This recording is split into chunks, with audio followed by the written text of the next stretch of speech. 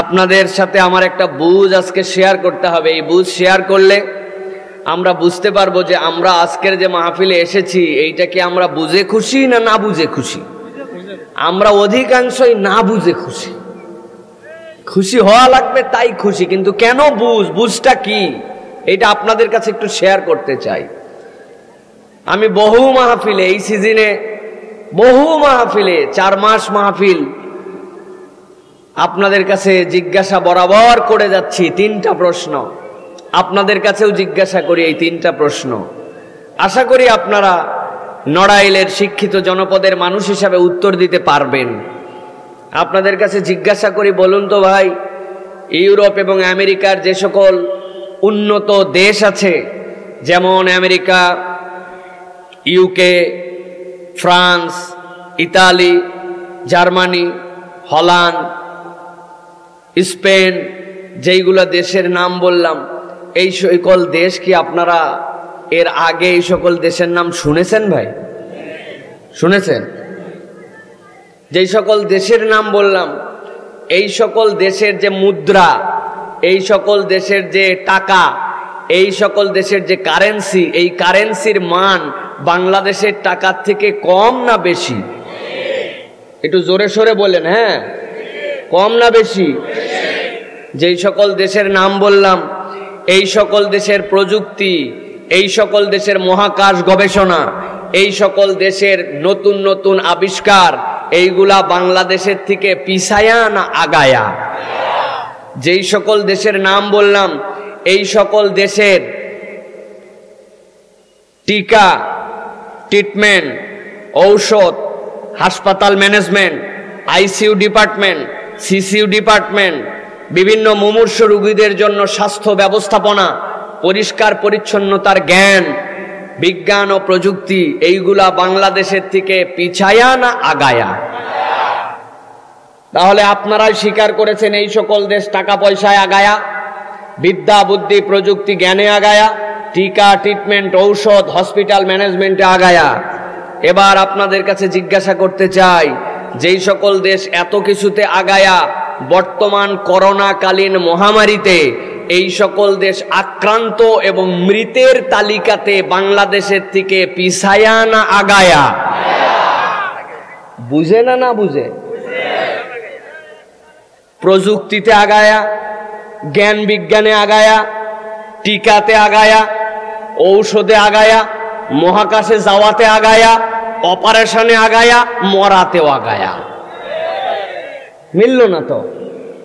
হিসাবে তো ওদের একটু পিছায় থাকার কথা ছিল। অন্তত পক্ষে যে পরিমাণ আগায় গেছি, এই আগানোতে অন্তত পক্ষে করোনার আক্রান্ত আর মৃতে তো অন্তত পিছানোর কথা ছিল, ঠিক কিনা? তার মানে বোঝা যায় দুনিয়ার এই সকল বিদ্যা বুদ্ধিতে আগানোই একমাত্র আগানো নয়, সব আগানোর থেকে বড় আগানো যারা আল্লাহর রহমতে আগায় আছে, তাদের থেকে বেশি আগায়া পৃথিবীতে কেউ নাই, ঠিক কিনা?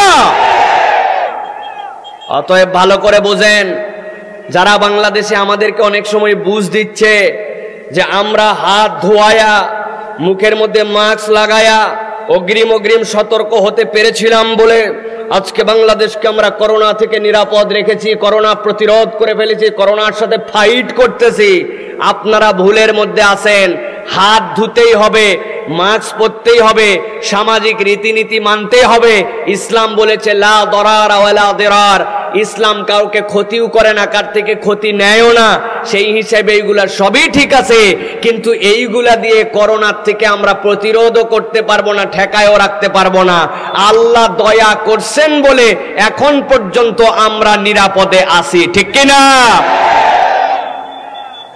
এটা আল্লাহর দয়া।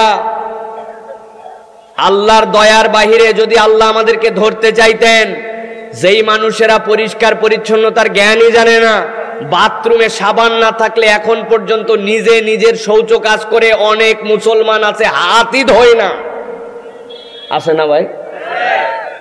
মাস্ক বান্ধা তো জানেই না। মাস্ক যেটা পড়তেছেন আপনি, এইটা হচ্ছে ডিসপোজেবল মাস্ক, লেখা থাকে। ডিসপোজেবল মানে কি এটা ফেলে দিতে হবে আপনি পরার পরে। ওই যে 5 টাকায় একখান কিনিছে, ওইটাই 1 মাস। মাস্কের মধ্যে যা জার্ম ঢুকছে, এতে আরো অসুস্থ হওয়ার সম্ভাবনা আছে।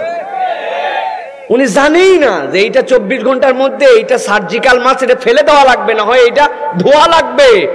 উনি ধোয়েও না, ওইটাই মুখের মধ্যে লাগায় রাখছে, কালা হয়ে গেছে, ওইটা নিজেই জার, ঠিক কিনা? এই জ্ঞান নিয়ে আপনি মনে করতেছেন বাবা বাবা আমরা করোনা ঠেকা হালাইছে। হ্যাঁ, এত সোজা নয়।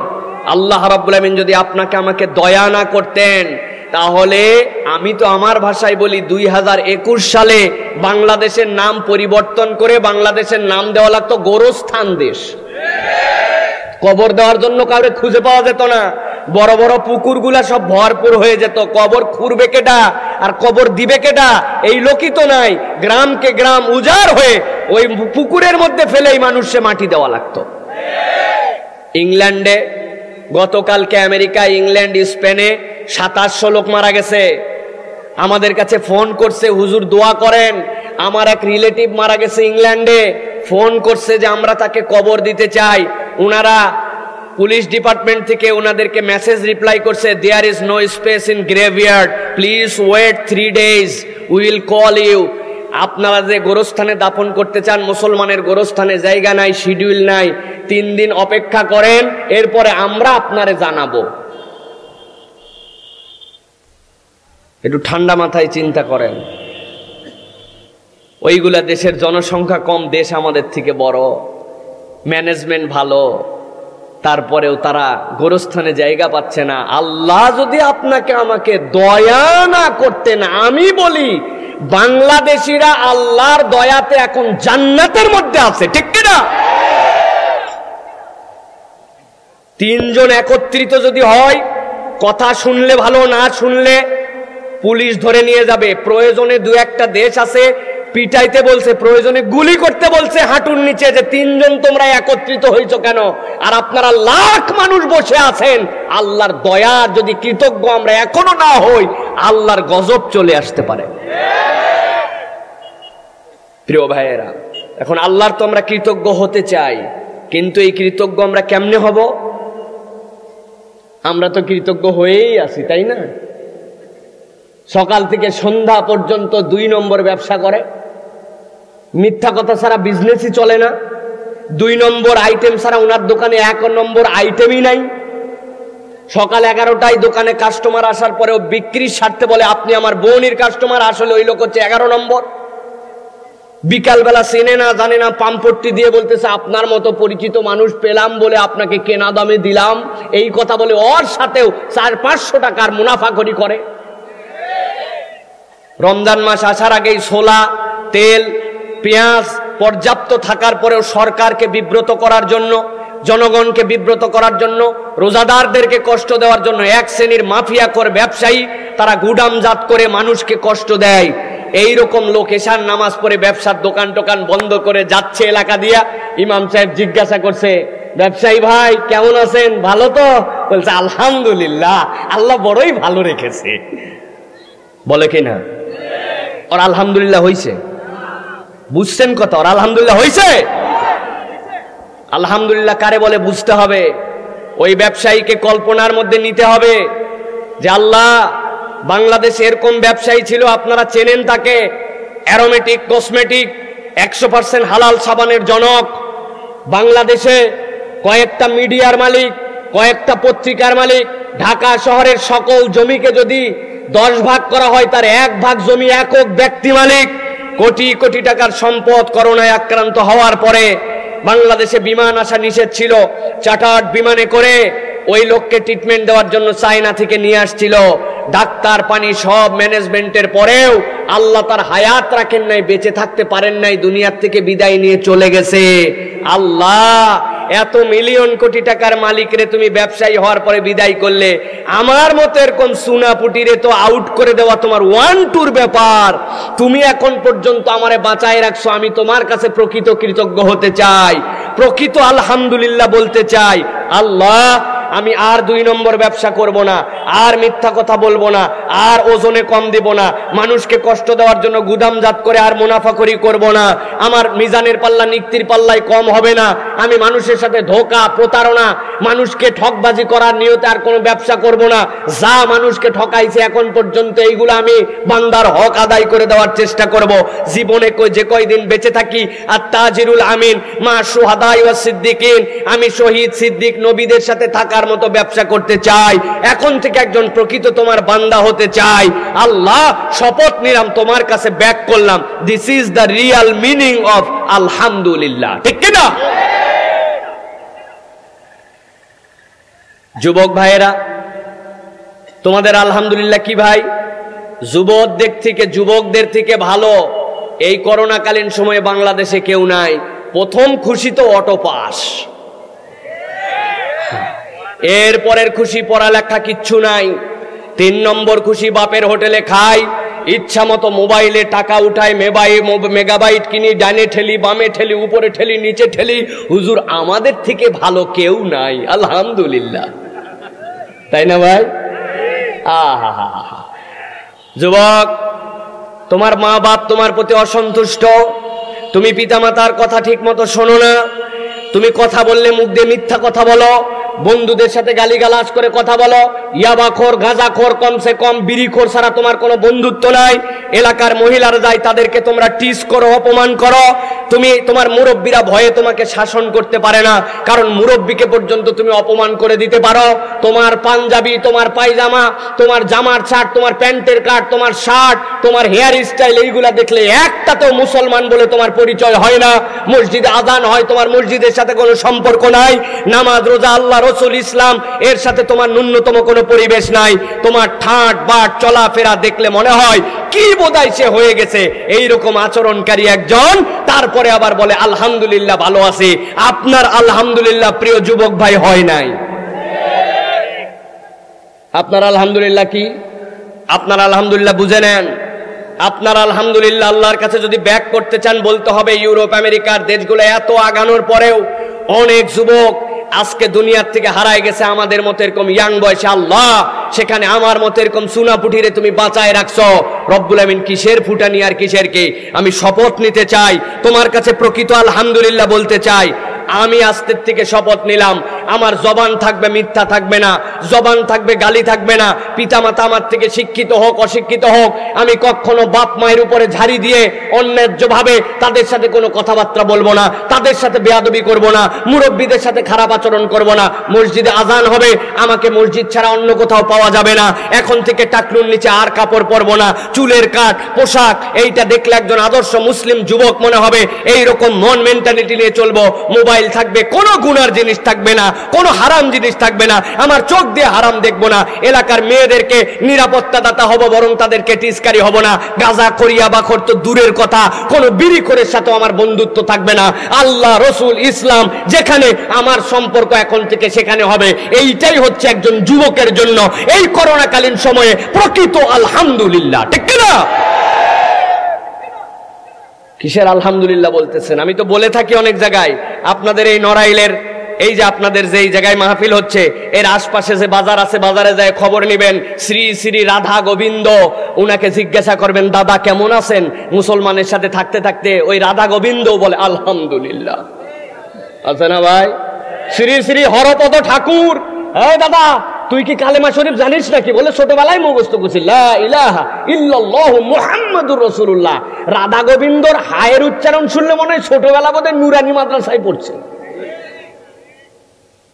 আলহামদুলিল্লাহ আর লা ইলাহা ইল্লাল্লাহ বলা যদি এতই সস্তার, এতেই যদি হয়ে যেত, তাইলে তো হিন্দুরাও পাস। ঠিক কিনা? ভালো করে বোঝেন। প্রিয় মুরব্বী, আপনাদের আলহামদুলিল্লাহ কি? মুরব্বীরা তো আছে পুরা মুডে, শেষ বয়স হয়ে গেছে, একটু দাড়ি ছেড়ে দিছে, লম্বা জামা ধরছে, পান খাওয়াতেও আগের থেকে বেশি জোর দিছে। আসরের নামাজ পড়ে খিলাল করতে করতে চায়ের দোকানে বসে বলল। ডান পাশে বসছে উনার দোকানের গিবত কমিটির সভাপতি, বামে বসছে সেক্রেটারি, উনি হচ্ছে ক্যাশিয়ার।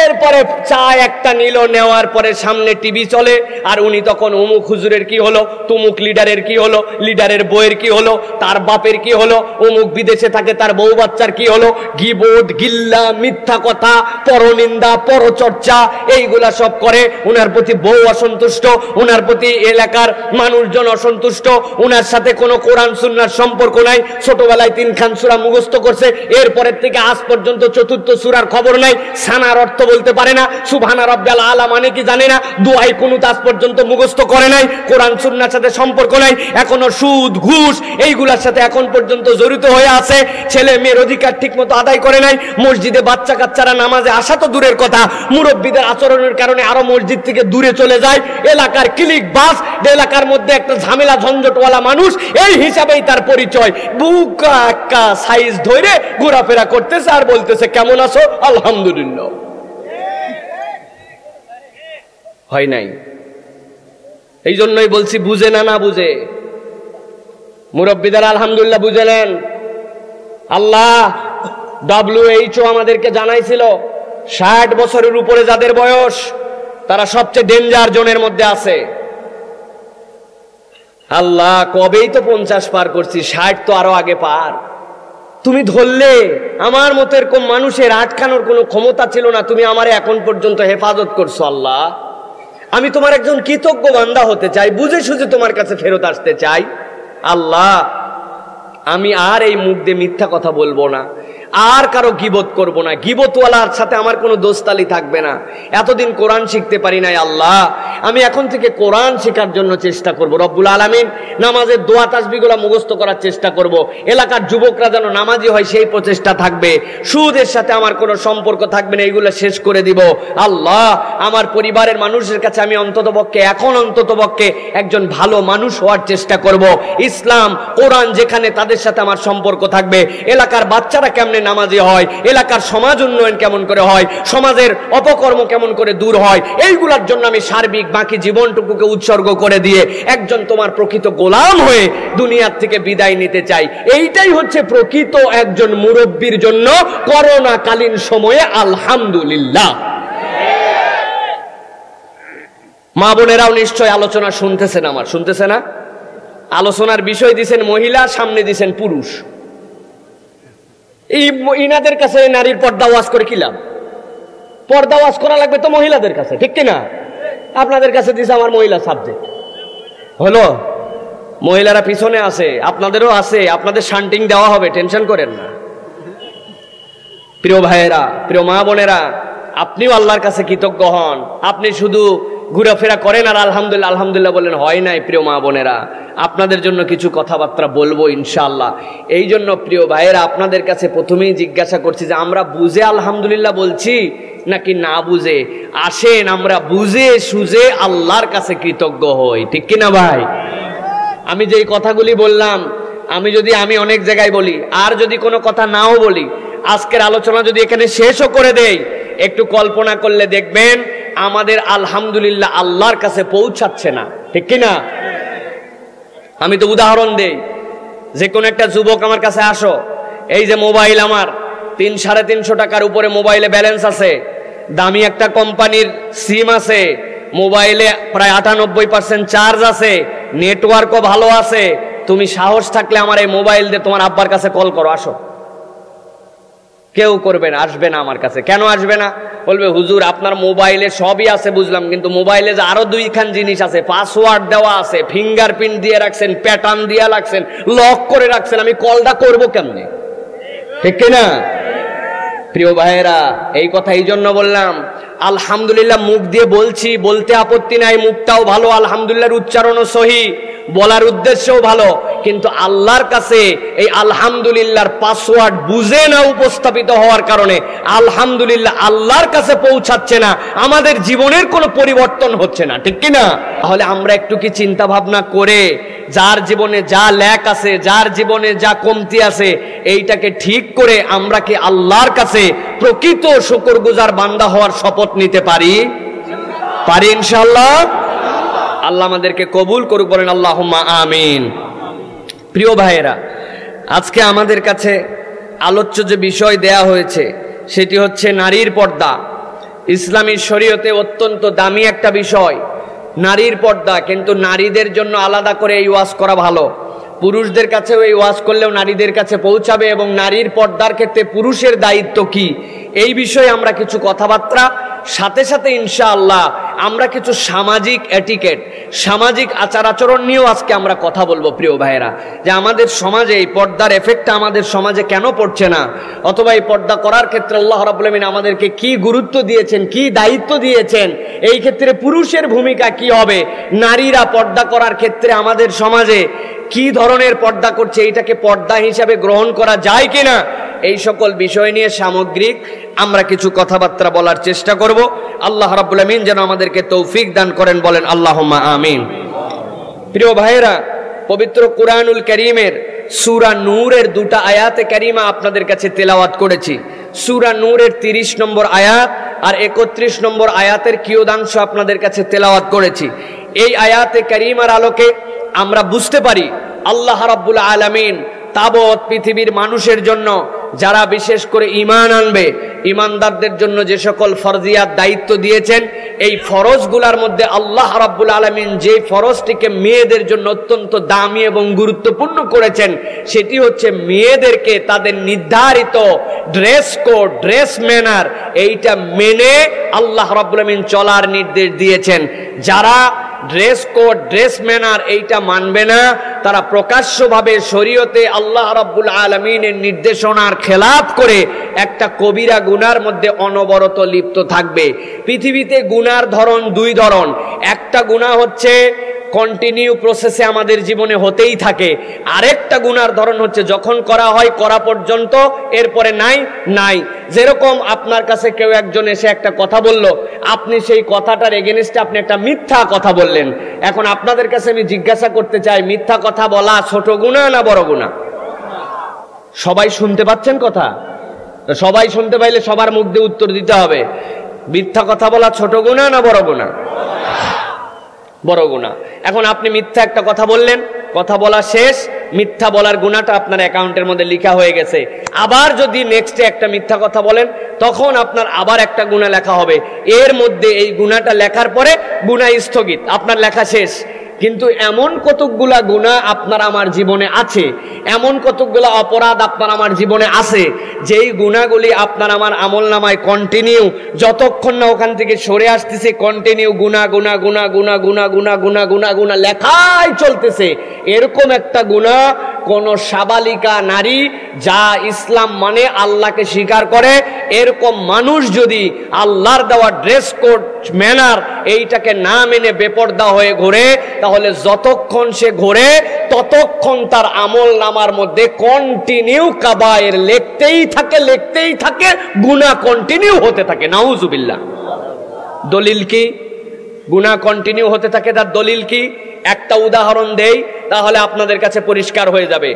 নামাজের ক্ষেত্রে মা বোনেরা যারা শুনছেন, আপনারা যারা পুরুষরা শুনছেন, এটা জানেন কিনা আপনারা, নামাজের ক্ষেত্রে একটা মেয়ের সতর কতটুকু, কিভাবে সে সালাত আদায় করবে? সালাতের ক্ষেত্রে মেয়েদের সতর কপালের এই জায়গা থেকে থুতনি, দুই কানের ভিতর, এই মুখমণ্ডলটুকু তার বেরিয়ে থাকতে পারবে। হাতের কবজির বাহিরের অংশ এইটুকু বেরিয়ে থাকতে পারবে, দুই হাতের টাকনুর নিচের থেকে পায়ের পাতা দুইটা বেরিয়ে থাকতে পারবে। এর বাহিরে কোনো অঙ্গ, কোনো কিছু নামাজের মধ্যে অনাবৃত রাখা যাবে না। এখন কোনো একটা মেয়ে শাড়ি পরে নামাজ পড়তে শুরু করেছে, কথার কথা ঢেকে টেকে সুন্দর করে ঠিকঠাক মতোই পড়ছিল নামাজ, সূরা ফাতিহাও পড়ছে, ফাতিহার সাথে আরেকটা সূরাও মিলাইছে, মিলানোর পরে যেই না রুকুতে গেছে, রুকুতে যাওয়ার সাথে সাথে তার শাড়িটার একটা হাতা এইটুকু একটু বের হয়ে গেছে। এই কবজি পর্যন্ত ঢাকাই ছিল, রুকুতে যাওয়ার পরে হাতটা এরকম করে বের হয়ে গেছে, হয় না? বের হয়ে গেছে। এখন এতটুকু বের হইছে, বেরোনার পরে রুকুতে আমাদের মা বোনেরা যায় পড়তেছে সুবহানা রব্বিয়াল আযীম, সুবহানা রব্বিয়াল আযীম, সুবহানা রব্বিয়াল আযীম। যেই না 3 বার সুবহানা রব্বিয়াল আযীম পড়া শেষ, তার নামাজও ফাসেদ, নামাজ শেষ। এই মাসালা কি আপনারা জানেন? কোন ফরজ আল্লাহর নির্দেশ যতটুক পর্যন্ত ঢেকে রাখতে হবে, ওই ঢেকে রাখা অঙ্গ যদি 3 তাসবিহ পরিমাণ সতর অনাবৃত থাকে, ওই মহিলার নামাজ নষ্ট হয়ে যাবে যদি এই মাসলা জানা থাকে।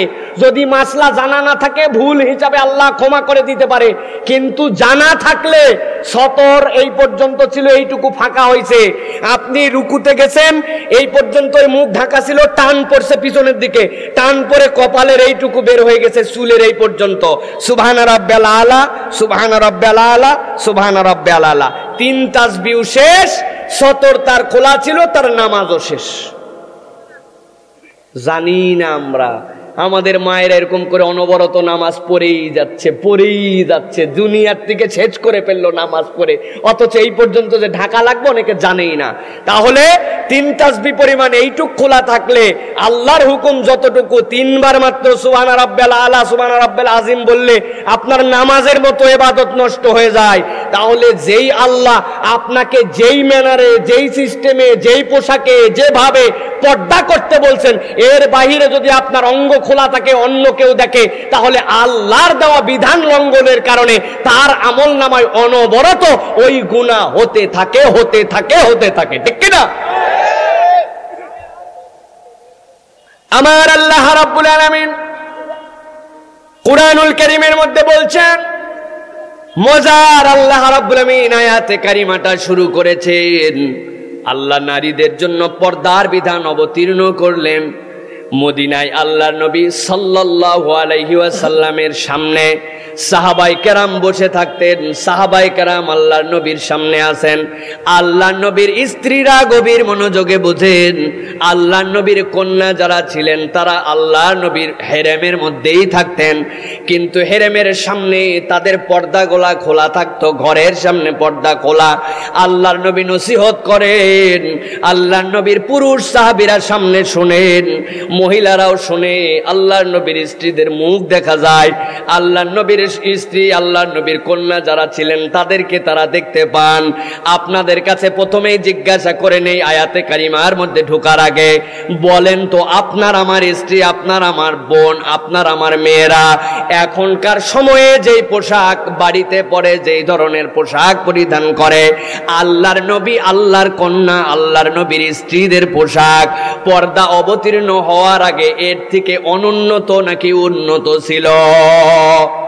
নিশ্চয় আপনার আমার মেয়েরা যেই পোশাক পর্দা পরে, আল্লাহ নবীর স্ত্রী, আল্লাহ নবীর কন্যা যারা ছিলেন তাদের পোশাক, তাদের অবয়ব, তাদের আবৃতকরণ আমাদের থেকে অনেক উন্নত ছিল, তাদের পোশাক অনেক সুন্দর ছিল।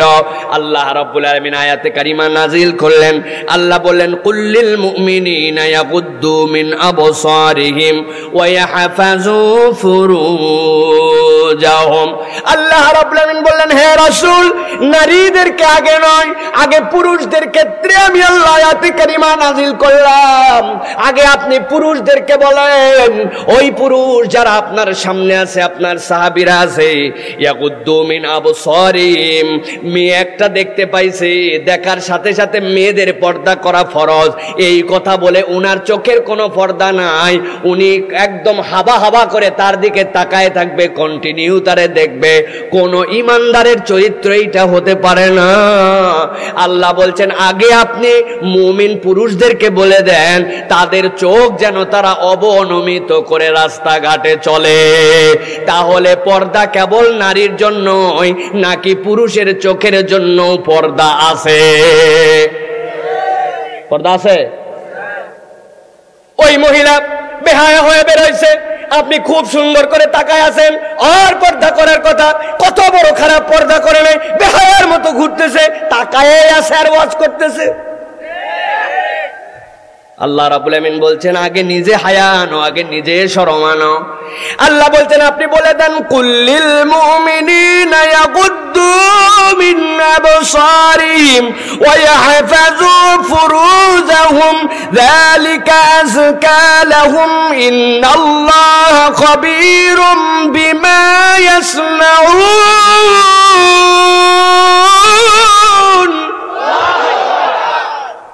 ও দুনিয়ার পুরুষেরা, দুনিয়ার মুমিনেরা, আমি আল্লাহ আগে তোমাদের জন্য বললাম তোমরা তোমাদের চোখগুলোকে অবনমিত করো। হযরতে সাইয়্যিদিনা আলী রাদিয়াল্লাহু তাআলা আনহু থেকে হাদিস এসেছে, হযরতে আলী বলছেন তোমার প্রথম দৃষ্টি, বুখারীরও একটা হাদিসের মধ্যে আসছে, তোমার প্রথম দৃষ্টিকে আল্লাহ রাব্বুল আমিন মাফ করে দিবেন, কিন্তু বান্দা জেনে রাখো তোমার ওই প্রথম দৃষ্টি পড়ার পরে চোখ ফেরানোর পরে যদি ওই মহিলা ল্যাংটাও হয়ে যায়, আল্লাহর হুকুম পুরা অমান্য করেও যায়, কিন্তু তুমি যদি দ্বিতীয় দৃষ্টিটা আবার তার দিকে তাকাও, তার গুনাহ তো তার আমলনামায়, কিন্তু দ্বিতীয়বার তাকানোর কারণে আল্লাহর হুকুম অমান্য করার কারণে তোমার আমলনামাতেও কিন্তু একটা গুনাহ লেখা হবে, ঠিক কি না? আল্লাহ রাব্বুল আমিন এরপরে বলছেন কেবলমাত্র চোখকে হেফাজত নয়, ওয়াহফাজু ফুরুজাহুম, প্রত্যেকটা পুরুষের জন্য আমি আল্লাহ রাব্বুল আমিন বললাম তারা যেন তাদের লজ্জাস্থানকে হেফাজত করে, তারা যেন তাদের লজ্জা বোধটাকে জাগ্রত করে। ইয়াহফাজু ফুরুজাহুম, ইয়াহফাজু ফুরুজাহুমের তাফসীরের মধ্যে বুখারীর মধ্যে দুইটা হাদিস এসেছে, মুসলিমের মধ্যে দুইটা হাদিস এসেছে। আল্লাহ নবী বলছেন ফুরুজাহুম মানে তো এরকম নয় যে সে তার লজ্জাস্থান দিয়ে অবৈধ কাজ করে, জিনা ব্যভিচার অন্যায় হারাম, এটা তো পুরাপুরি হারাম। ওয়াহফাজু ফুরুজাহুম মানে আল্লাহ নবী বলছেন একজন পুরুষের জন্য নাভির উপর থেকে এই হাঁটুর নিচ পর্যন্ত তার স্ত্রী ছাড়া সকলের কাছে ঢাকায় রাখাকে আমি রাসূলুল্লাহ সাল্লাল্লাহু আলাইহি ওয়াসাল্লাম আল্লাহর পক্ষ থেকে জেনে তোমাদেরকে নির্দেশ দিয়ে দিলাম। তাহলে পুরুষের সতর হচ্ছে নাভির উপর থেকে হাঁটুর নিচ পর্যন্ত, এইটা হচ্ছে যারা নামাজি, আর এইটা হচ্ছে যারা সমাজের মধ্যে ভালো ভালো অবস্থানে থাকবে, অফিসার তাদের জন্য। আর যারা কৃষক হবে, যারা চাষা হবে, যারা মাঠের মধ্যে কাজ করবে, যারা শ্রমিক হবে, তাদের সতর হচ্ছে কাঁচা দিয়া থাকা পর্যন্ত, তাই না? আমি মাঠে কাজ করি, ধান লাগাচ্ছি, অতএব আমার জন্য মাল কাচ্চা দেওয়া জায়েজ আছে, আছে না? ভালো করে বুঝলেন, আমার নবী সাল্লাল্লাহু আলাইহি ওয়াসাল্লাম বসে আছেন মসজিদে নববীর সামনে। আল্লাহ নবী বসে অবস্থান করছেন মসজিদে নববীতে। একজন সাহাবী আল্লাহর নবীর সামনে বসে আছেন। আল্লাহর নবী নিজেও যেই ধরনের লুঙ্গি পরতেন, লুঙ্গিতে সেলাই থাকতো না, সেলাই ছাড়া যেরকম আমরা ইহরামের কাপড় পরি নিচের দিকে সেলাই ছাড়া লুঙ্গি, আল্লাহর নবী সারাটা জীবন পায়জামাওয়ালাদের প্রশংসা করেছেন, সালোয়ারকে উত্তম পোশাক বলেছেন, কিন্তু আল্লাহর নবী তার পুরো জীবনে কখনোই সেলাইযুক্ত লুঙ্গি পরেন নাই, লুঙ্গি পরতেন আল্লাহর নবী। একজন সাহাবী বসে আছেন, তার সব ঢাকা, একটা রানের একটা অংশ থেকে একটুখানি বেরিয়ে আছে, হাঁটুর উপর থেকে এতটুকু বেরিয়ে আছে। আল্লাহর নবী এসে আদরের সাহাবীকে বকা দিয়ে বললেন, ও আমার সাহাবী, তুমি কি জানো না আল্লাহর পক্ষ থেকে রানের এই অংশটুকুকে ঢেকে রাখাকে ফরজ করা হয়েছে? তাহলে আমরা যারা পুরুষ, আমরা যারা পুরুষের দায়িত্বশীল, আমরা ইমানদার, আমরা আমাদের স্ত্রী ছাড়া কারোর সামনেই নাভির নিচে আর এই হাঁটুর নিচে এই পর্যন্ত অংশটুকুকে অবমুক্ত করতে পারি না। সেইটা ওই খেজুরের রস নামানোর অজুহাতে, সেইটা আপনার মাছ ধরার অজুহাতে, আর মাঠের মধ্যে ধান লাগানোর অজুহাতে, কোনো অজুহাতে আল্লাহর কাছে সেইটা গ্রহণযোগ্য হবে না। কিন্তু আমাদের সমাজে এইরকম মালকাচ্চা দেওয়া লোক আছে কিনা? জীবনে মালকাচ্চা দেননি কে? হুজুর সহ যদি একজনের হাত তুলতে বলা হয়, পারবেন? ঠেলা আছে। আমি হুজুরও মালকাচ্চা দিছি, উপায় নাই। দেখছি যে তখন ছোট মানুষ ছিলাম, অবশ্য বড় হয়ে আর দেই নাই। কাঁঠাল একটা পাইকে গেছে, কে কার আগে উঠে ছোট ছোট কাঁঠাল এটা খাইতে পারে, শার্ট করে লুঙ্গিতে মাল কাজ দেই, একদম আমি তো চিকন মানুষ দেখতে পাচ্ছেন, লাভ দিয়ে উঠে যায়, সবার আগে কাঁঠাল নামায় ফেলছে। এখন কাঁঠাল নামানোর স্বার্থে মাল কাচ্চা দেওয়া তো জায়েজ, জায়েজ নাই না? এই জন্য আমার আল্লাহ রাব্বুল আমিন বলছেন, ভালো করে বুঝে নেন আগে পুরুষের অংশটুকু। আল্লাহ বলছেন ওয়াহফাজু ফুরুজাহুম, তারা যেন তাদের লজ্জাস্থানকে হেফাজত করে। তাহলে এইটা মনে করবেন, আজকের থেকে জেনে নেবেন। প্রয়োজনে আপনি প্যান্ট বানান, প্রয়োজনে আপনি 3/4 বানান, আপনি কেনেন, আপনি এই নাভির উপর থেকে আপনার হাঁটুর নিচ পর্যন্ত মাঠে আপনি ধান লাগাতে যান, আপনি জমি জমার কাজ করতে যান, আপনি পাওয়ার টিলার চালাতে যান, ওই সময় যদি আপনি লুঙ্গি পরে যান সেইটা আটকায় যে আপনাকে বিপদের মধ্যে ফেলতে পারে। আল্লাহর হুকুম মানার জন্য আপনাকে প্রয়োজনে এই পর্যন্ত প্যান্ট বানায় নিতে হবে, পায়জামাকে কেটে আপনাকে এই পর্যন্ত করতে হবে, তারপরেও একজন পুরুষের নাভির উপর থেকে হাঁটুর নিচ পর্যন্ত ঢাকায় রাখতে হবে। এই নির্দেশটা আপনার আমার জন্য কে দিয়েছে? কে দিছে? আমার আল্লাহ রাব্বুল আলামিন বলছেন যালিকা আযকা লাহুম ইন্নাল্লাহা খাবীরুম বিমা ইয়াসনাউন।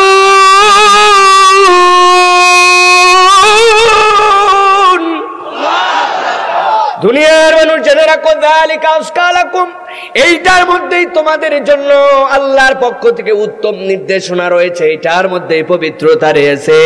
এই আজকার আরেকটা ব্যাখ্যা হচ্ছে তাজকিয়া রয়েছে। কোন পুরুষ যদি তার এই অঙ্গগুলাকে ঢেকে ঢেকে আল্লাহর হুকুম মেনে চলে, আল্লাহ রাব্বুল আমিন আল্লাহর অন্য বিধান মানার ক্ষেত্রে তার অন্তরের মধ্যে আত্মশুদ্ধির ব্যবস্থা করে দিবেন। আমার আল্লাহ রাব্বুল আমিন বলছেন ইন্নাল্লাহা খাবীরুম বিমা ইয়াসনাউন, তোমরা কি করো না করো, তোমাদের প্রচেষ্টাটা কেমন, এই বিষয়ে আমার আল্লাহ রাব্বুল আলামিন একটুকু যে বেখবর এরকম তোমার রবের ব্যাপারে ভেবো না। খবীরুম বিমা ইয়াসনাউন, এই আয়াতের মুখাতেবকে অনেকেই বলেছেন কুল্লিল মুমিনিনা ইয়াগুদ্দু মিন আবসারিহিমের সাথে এইটা তাআল্লুক করা হয়েছে। এইটা যেহেতু এখানে একটা ইন্নাল্লাহ, এখানে একটা আতেফা আছে দুই আয়াতের মধ্যে। কেন এই কথা বলা হচ্ছে? আল্লাহ বলতে চান যে বান্দা, তোমার যে চোখকে অবনমিত করতে বললাম, তুমি তোমার আল্লাহকে বেখবর ভাইবো না। তুমি সুন্দর সানগ্লাস পরে যদি মনে করো যে কেউ তো দুনিয়ার দেখতে পাচ্ছে না, এখন অন্তত দেখা যেতে পারে, হতে পারে না? যখন কেউ আসে সামনে তখন আমি খুব মুত্তাকি, সামনে নিচু, আর যখন কেউ নাই তখন আমি ড্যাব ড্যাব করে তাকায় থাকি। এই যদি ইমানদারের চরিত্র হয়, আল্লাহ বলছেন ওই ইমানদারদেরকে রসুল আপনি বলে রাখেন তোমার আল্লাহ কিন্তু তুমি কি করতেছো না করতেছো এ বিষয়ে যথেষ্ট খবর রাখেন, ঠিক কিনা? তাহলে আমরা যে আমলটাই করি, আল্লাহর যে নির্দেশটা পালন করি, এই নির্দেশটা আল্লাহ রাব্বুল আলামিনকে ভয় করে, আল্লাহ রাব্বুল আলামিন যে দেখছেন এই আল্লাহকে টার্গেট করে আমার কাজগুলি করতে হবে, ঠিক কিনা? আল্লাহকে যদি টার্গেট করে না কাজ করি আর নিজেদেরকে যদি অতি বুদ্ধিমান ভাবি, তাহলে আল্লাহ রাব্বুল আলামিনের কাছে কিন্তু আমাদেরকে ধরা খেতে হবে। কারণ আল্লাহ রাব্বুল আলামিনের কাছে ওই দিন যাওয়ার পরে একটা হিসাব ও আল্লাহ রাব্বুল আলামিনের নিয়ন্ত্রণের বাহিরে থাকবে না। আল্লাহ রাব্বুল আলামিন কোরআনুল কারীমের মধ্যে বলেছেন সেই কথা। আমি অন্যদিকে আলোচনায় যাব না, একটু করে হিংস দিয়ে রাখি যাতে আপনাদের কাছে মনে থাকে। এই যে ক্যামেরাম্যানদের উপরে একটু আগে আপনারা খেপে গেছিলেন না, ক্যামেরা সেট করতেছো কেন, এ করতে, ক্যামেরাম্যানদের উপর আপনাদের একটু রাগ আছে, এটা আমি বুঝতে পারি। এটা রাগ না, এটা হচ্ছে আপনাদের একটা ফ্যাশন। এটা একটা ফ্যাশন হয়ে দাঁড়াইছে, মানে আপনি কিছু বলতে পারতেছেন না, এখন এটা বলার সুযোগ পাইছেন। ওরা তো বসবে, কিন্তু ওদের তো একজন আলোচক উঠলে তাদেরকে ওই ক্যামেরাটা বক্তার মুখ বরাবর লেন্সটা ফোকাস করে রেডি করে তারপরে তো বসা লাগবে। আপনার আসার আগের থেকে কি আপনাদের সামনে কত লোক আছেন? 50,000। এখন আরো লোক হয়তো বাড়বে, লোক ভরে যাবে আপনাদের। কিন্তু আপনারা এটাও চিন্তা করেন যে এদের এই দাওয়াতে আজকে যে আলোচনাটা হচ্ছে, ইনশাআল্লাহ আগামীকালকে সকালে বা আগামী 24 ঘন্টার মধ্যে সারা পৃথিবীর বাংলা ভাষাভাষীর কাছে এই আপনাদের ময়দানের এই ব্যানারের পরিচয় সহ দাওয়াতটা ছড়ায় যাবে, ঠিক কিনা? আপনি রাগ করেন কেন? সব সময় কিছু ইউটিউবার আছে এরা উল্টা পাল্টা, এরাও আস্তে আস্তে সোজা হয়ে যাচ্ছে। হুজুররা আস্তে আস্তে সোজা করতেছে। চেয়ারে বসছিল, ভিআইপি গুলো নামাই দিছি না, তা আমার তো চোখ আছে, এগুলো ভিআইপি রে তো নিচে নামাইছি। তাই বলে আপনি যে বকাবকি করবেন, এরকম চিল্লা চিল্লি করবেন, এটাও তো উচিত না। আবার কিছু ইউটিউবার উল্টা পাল্টা থাম্বনেল লাগায়, এইগুলার ভাত শেষ, পাবলিক এইগুলা খাওয়া বাদ দিয়ে দিছে। এখন বিষয় যা তাই যদি আপনি লেখেন মানুষ দেখবেন, নচেত মানুষের আর সময় নাই আপনার ওই উল্টা থাম্বনেল দেখে আপনার কথা শুনবে, ঠিক কিনা? প্রিয় ভাইরা, কেন এই উদাহরণ দিলাম? ওদের কাছে আমি আজকে কেমন করে কথা বলছি, কোন জামা পরে আসছি, আমি কোন বিষয়ে কথা বলছি, কথা বলার সময় আমার মাথার মধ্যে কয়বার হাত দিছি, আমার টুপিটা কোন কালারের ছিল, সবগুলা ডকুমেন্ট আছে না ভাই? আছে, কিন্তু এলোমেলো করা যাবে না, এগুলা সব বেরিয়ে যাবে। আল্লাহ রাব্বুল আলামিন বলছেন পৃথিবীতে আল্লাহ যত মানুষ পাঠাইছেন, এই যে মাথা আর এই যে এই শরীর, এই শরীরের মধ্যে এইটুকু অংশকে আপনাদের নড়াইলে কি বলে ভাই? ঘাড়, উনুক, আরবিতে বলে উনুক।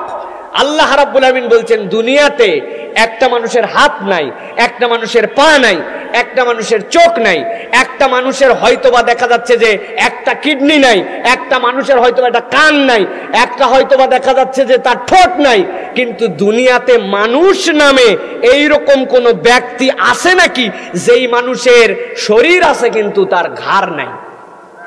নাই এরকম? ঢাকাতে আছে তো নাকি? ঘাড় ছাড়া একটা মানুষ, মাথা উপরে ভাসে বডি নিচে ভাসে, এরকম আছে নাকি? পৃথিবীতে মানুষ যে তার জন্য ঘাড় আছে। আল্লাহ রাব্বুল আমিন বলছেন আমি আল্লাহ রাব্বুল আলামিন যত ঘাড় আছে ওর মধ্যে আমি রাব্বুল আমিন একটা চিপ ঢুকাই দিছি, একটা মেমোরি কার্ড ইনস্টল করে দিয়েছি। তুমি যা করো সেটা যেখানে করো, লেপের নিচে করো, একাই করো, 1000 মানুষের সামনে করো, 10 জন মিলে করো, 1000 জনের সামনে করো, শীতে করো, গরমে করো, অন্ধকারে করো, আলোতে করো, লোডশেডিং এ করো, হাই ভোল্টেজে করো, আমি আল্লাহ বলছি তুমি যা করো সবগুলা অন দা রেকর্ড তোমার কাঁধের মধ্যে আমি রব্বুল আলামিন সংরক্ষণ করি। সুবহানাল্লাহ। কিয়ামতের দিনে যাওয়ার পরে আল্লাহ রাব্বুল আমিন বলছেন এটা বের করে দিবেন, এইটা বের করে হাতের মধ্যে দিয়ে বলবেন ইকরা কিতাবাক কাফা বিনাফসিকাল ইয়াউমা আলাইকা হাসিবা, আজকে তোর হিসাব নেওয়ার জন্য তুই যথেষ্ট। আজকে হার্ড ডিস্কটা বের করে দেওয়া হয়েছে। এই যে আমাদের মোবাইল 128 জিবি মেমোরি কার্ড, ছোট্ট একটু একটা চিপ, তাই না ভাই?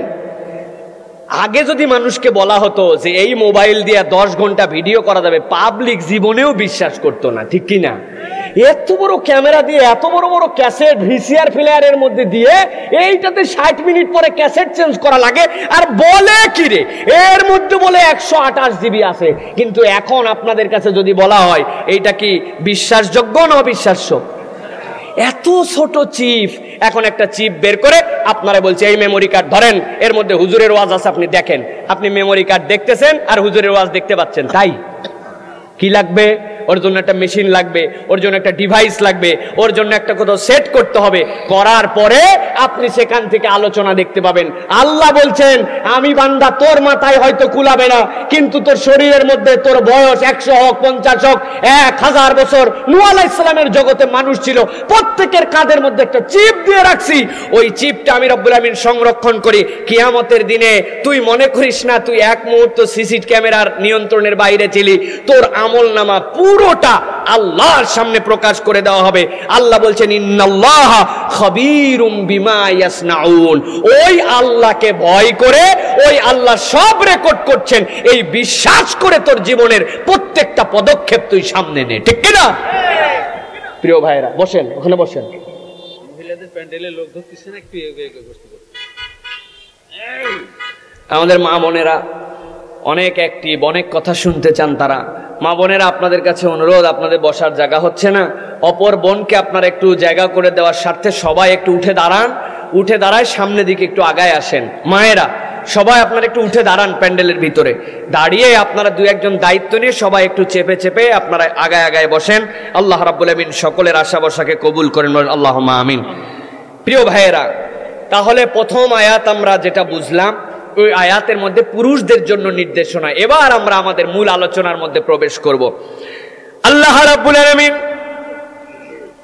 এরপরে বলছেন হে রাসূল, পুরুষদের জন্য যেই নির্দেশনা দিয়ে দেওয়া হলো, পুরুষরা যেন এই নির্দেশগুলি ফলো করে, এই নির্দেশগুলি তাদের জীবনে বাস্তবায়ন করে, এই নির্দেশগুলো অনুযায়ী যেন চলতে শুরু করে। আল্লাহ রাব্বুল আমিন এরপরে বলছেন ওয়া কুল্লিল মুমিনাতি ইয়াগদুদনা মিন আবসারিহিন্না ওয়া ইয়াহফাজনা ফুরুজাহুন্না ওয়া লা ইউবদিনা যিনাতাহুন্না ইল্লা মা যাহারা মিনহা। আল্লাহ রাব্বুল আমিন বলছেন রাসূল আপনি জানায় দেন আপনার স্ত্রী, আপনার সাহাবীদের স্ত্রী, তাদের প্রত্যেকের পোশাক, প্রত্যেকের ড্রেস অনেক সুন্দর, অনেক মার্জিত। তারা যেই সকল পোশাক পরেন, এই সকল পোশাকে তাদের দেহা অবয়বের কোনো অংশই বেরিয়ে যায় না, কোনো অংশই তাদের দেখা যায় না। কিন্তু আমি রব্বুল আমিন তারপরে আয়াতে কারিমা নাজিল করে জানাচ্ছি, আপনি ওই মেয়ে যারা এরকম ভদ্র শালীন করে ঘোরাফেরা করে তাদের জন্য নির্দেশ দেন লিল মুমিনাতি ইয়াকুদুনা মিন আবসারিন, প্রত্যেকটা নারী যেন তাদের চোখগুলাকে অবনমিত করে ঘোরাফেরা করে যখন তার সামনে কোনো পুরুষ পড়ে। এমন ব্যক্তিরা পড়ে যেই মানুষগুলাকে তার দেখা উচিত নয়, তিনি যেরকম অবস্থাতেই থাকেন না কেন, একজন নারীর জন্য শালীনতা হচ্ছে তার চক্ষুকে অবনমিত করে রাস্তাঘাটে চলাফেরা করা। এরপর আল্লাহ রাব্বুল আলামিন বলছেন ওয়া ইয়াহফাজনা ফুরুজাহুন্না, আর তাদেরকে নির্দেশ দিয়ে দেন তারা যেন তাদের সতীত্বকে হেফাজত করে, তারা যেন তাদের লজ্জাস্থানগুলোকে আবৃত করে রাখে। আল্লাহ রাব্বুল আলামিন বলছেন ওয়ালা ইউবদিনা জিনাতাহুন্না ইল্লা মা যাহারা মিনহা,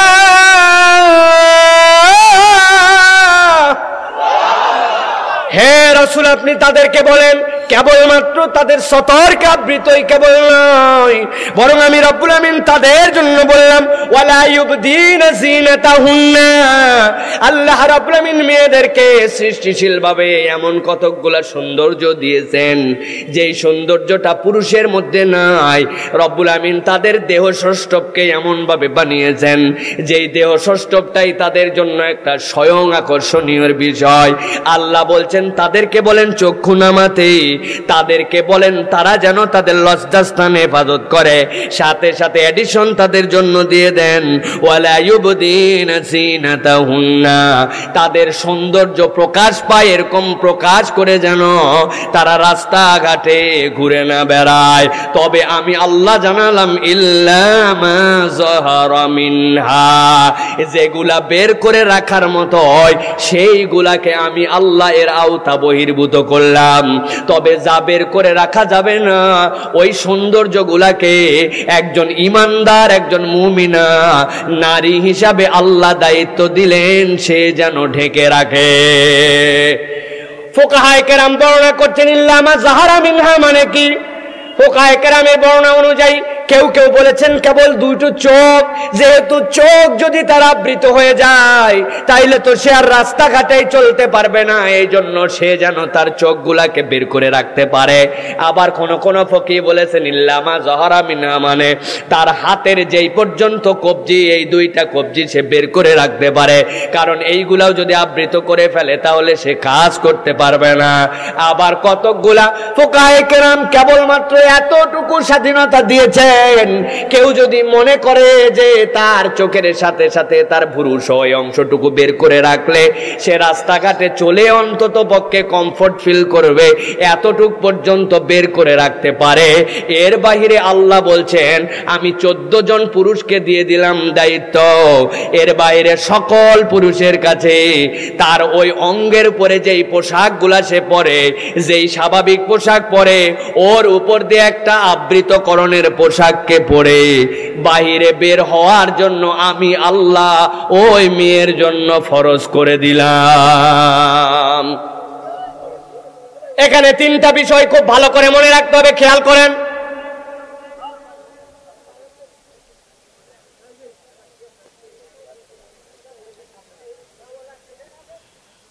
ভালো করে খেয়াল করে শোনেন, 3টা বিষয় এখানে মনে রাখার। আমাদের সমাজে পর্দার ঘাটতির জায়গায় 3টা প্রশ্ন আছে। 1 নম্বর প্রশ্ন, হুজুর আমরা যেই ধরনের পোশাক পরি এই পোশাক তো আমরা অশালীন কোনো পোশাক পরি না। কি পরেন আপনি? আপনি হয়বা 3 পিস পরেন, অথবা 2 পিস পরেন, অথবা আপনি শাড়ি পরেন, এই তো আপনার পোশাক। আমার জিজ্ঞাসা, এবং শরীয়তারা যারা জানেন তারা বলতে পারবেন আল্লাহর নবী সাল্লাল্লাহু আলাইহি ওয়াসাল্লামের স্ত্রীরা কোন ধরনের পোশাক পরতেন? নবীজির সমাজে এবং নবীজিদের পরিবেশে কোনো শাড়ি নামে কোনো পোশাকই তখন ছিল না। কি ছিল? এক ধরনের পোশাক ছিল, যেই পোশাকটাকে আমরা আমাদের সমাজের সাথে মিলাতে পারি, যেইটাকে আমরা ম্যাক্সি বলি। জানেন, হাত আছে, পুরা শরীর গলা দিয়ে ঢুকায় দেওয়ার পরে পুরা শরীরে চলে গেছে। বিশেষ করে আমাদের অনেক মায়েরা যখন বাচ্চা প্রসব করে, বাচ্চা প্রসব করার আগে পরে এই ড্রেসটা পরে তারা কমফোর্ট ফিল করে। রসুল এবং তার সাহাবাদের স্ত্রীগণ এই ধরনের পোশাক পরতেন। আমি আপনাদের কাছে জিজ্ঞাসা করি, কোনো একটা মেয়ে যদি ম্যাক্সি পরে, এইটাকে 3 পিস অথবা শাড়ি? আল্লাহ রাব্বুল আমিন প্রথম বিষয়টা মাথার মধ্যে পরিষ্কার করে রাখবেন। আল্লাহ রাব্বুল আমিন রসুলের এবং তাদের স্ত্রীদের প্রতি যখন পর্দার আয়াত দিলেন, যেই পোশাকটা তারা পরে থাকতেন ওই পোশাকটা আমাদের সমাজের থেকে অনেক উন্নত পোশাক ছিল। যেই পোশাক আমাদের সমাজের কালচারালি সব মেয়েরা পরেন, এর থেকে উত্তম পোশাক ছিল। আল্লাহ বললেন ওই পোশাকের উপর দিয়ে আরেকটা পোশাক পরার নাম পর্দা, ওই পোশাক পরার নাম পর্দা নয়। ওইটা আপনার জন্য সতর আবৃত করার মূল পোশাক, কিন্তু আমরা অনেকেই বানায় ফেলছি। 3 পিস একখান পরছে মুখের মধ্যে, পরে সুন্দর করে রুমাল পেঁচাইছে, পেঁচায়া মুখ ঢাকা, মাথাটা কেবল ঢাকা। আগে যেই মেয়ের মুখের দিকে কেউ তাকাতই না, উনার হিজাব নেওয়ার ধরন দেখে ওই মুখের দিকেও এখন মানুষ তাকায়। আপনার এই পর্দা হয় নাই বোন, আপনাকে বুঝতে হবে আপনার যুক্তিতে ইসলাম নয়, আল্লাহ এবং তার রসুল যেই কথা বলেছেন সেই যুক্তিতে আপনাকে ইসলাম মানতে হবে, ঠিক কিনা? নচেত আপনার জন্য বিপজ্জনক হয়ে যাবে। আল্লাহ রাব্বুল আমিন এরপরে বলছেন, ওয়ালিয়াযরিবনা বিখুমুরিহিন্না আলা জুয়ুবিহিন্না ওয়ালা ইউবদিনা যিনাতাহুন্না ইল্লা লিবুলাতিহিন্না। হে রাসূল, আপনি বলে দেন কেবলমাত্র তারা তাদের সৌন্দর্য যেইটাকে আবৃত করে রাখতে হবে এইটুকুই নয়। আমি আল্লাহ রাব্বুল আমিন তাদের জন্য বললাম, ওয়ালিয়াদরিবনা বিখুমুরিহিন্না আলা জুয়ুবিহিন। তারা ওই স্বাভাবিক পোশাক পরার পরে এরকম একটা খুমুর, এরকম একটা চাদর, এরকম একটা আবৃতকরণ পর্দা যেইটা রাখবে, ওইটা ওই পোশাকের উপর দিয়ে ফেলে দিবে, যেইটার কাজ হবে তাদের বক্ষ এবং তাদের শরীরটাকে সেইটা দিয়ে আবৃত করে ফেলবে, সেইটা দিয়ে সেইটাকে ঢাকায় ফেলবে। আল্লাহ বলতেছেন তার স্বামী এবং আমি আল্লাহ যেই 14 জন লোকের কথা বলেছি, এর বাহিরে যখন সে কারোর সাথে সাক্ষাৎ দিতে যাবে, তার ওই পোশাকের উপর দিয়ে এইরকম একটা চাদর, এরকম একটা খুমুর, তার বক্ষ ঢাকা, তার পুরা শরীরের উপর দিয়ে ছেড়ে দেওয়া, এইটার নাম হচ্ছে পর্দা। নচেত আপনার স্বাভাবিক যে পোশাক পরছেন, পরার পরে মুখের মধ্যে হিজাব করে আপনি পর্দা নাম বলছেন, আপনার কনসেপ্টে, আপনার চিন্তায় বোন ভুল আছে, সংশোধন করা লাগবে। আল্লাহ যাই বলেন ঠিকঠাক মতো আমরা দেখতে পাই, শয়তান আমাদেরকে ওইটাই করার ক্ষেত্রে বেশি উৎসাহ দেয়। ঈদের সময় এখন দেখা যায় যত পুরুষ পাঞ্জাবি পরে সবাই গলার মধ্যে একটা করে ওড়না লাগায়, আছে কিনা? জামা কাপড়ের সাথে সেট, গলার মধ্যে একটা ঝুলায় দিছে, 2 দিক দিয়ে দেয় কিনা, দিয়ে পুরুষরা ঘুরতেছে।